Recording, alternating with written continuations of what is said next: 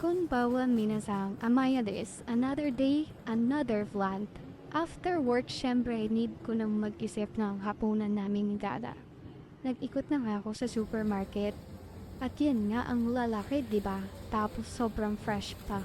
So, napapaisip na ako kung ano yung mga dapat kong lutuin ngayong gabi. So, yan nga, nag-iisip na ako kung ano yung dadamputin ko dyan. Kasi mga may, tingnan nyo naman ang lalaki. Sobrang sarap. So yun nga, nakapag-decide na ako. Tara, isasama ko na lang din kayo pauwi. Marami naman nang nakakaalam na ang Japan sikat din sa masasarap na pagkain. Kaya habang naglalakad ako, naisip kong isama na lang kayo kasi marami akong madadaan ng mga resto dito. Tara, samahan niyo ako. Tulad neto. Meron ding Korean dining dito. Samgyup. Marami na yun sa atin. Pero iba yung authentic, diba? At kung ramen pag-uusapan, magsasawa ka talaga dito sa ramen. Ako, medyo nananawa na rin. Pero iba talaga, sobrang sarap. At grabe, bawat sulok.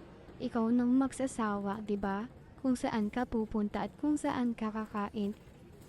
Tara, meron pa ditong mga restaurant. Oo nga pala, shoutout kay Senyora Pugelia Casimiro Osorio at kay Dayas MJ Fernandez. Thank you so much sa pag-share nyo ng videos ko. Nakaka-overwhelm lang sa inyong nag-share. So, just wait lang. Malay nyo. So yun nga, continue na ulit natin yung mga restaurant na nadadaanan ko. Ayan, tingnan nyo guys, meron pang Squid Game na resto. Ang cute, diba? So, nalibang na ako sa panonood dito sa video na nasa labas ng restaurant na to. Nakakagutom.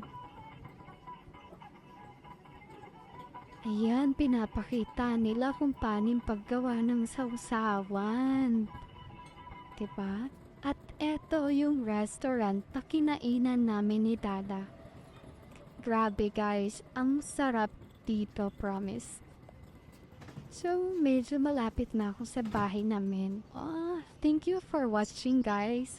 See you on my next video. At abangan nyo naman yung pagluluto ko. Bye!